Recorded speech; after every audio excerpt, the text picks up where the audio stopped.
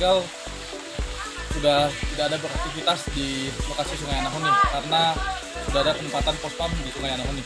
Untuk personil untuk 2 hari aktivitas penyisiran kemarin dilaksanakan oleh personil Polres dan personil Polsek gabungan dari pospam. Untuk hari ini personil kita libatkan dari personil Polsek dan pospam gabungan. Kira-kira berapa personil Pak yang diturunkan? Kurang lebih 2 hari aktivitas penyisiran ini ada 100 personil.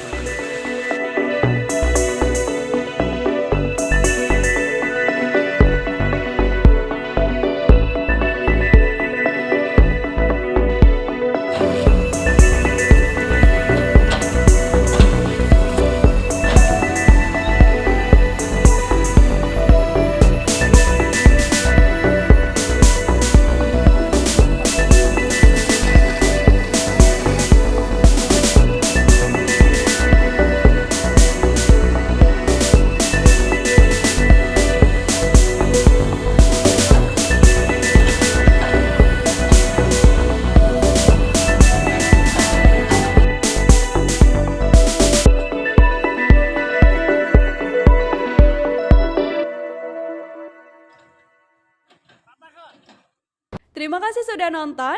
Jangan lupa like, subscribe, dan share ya.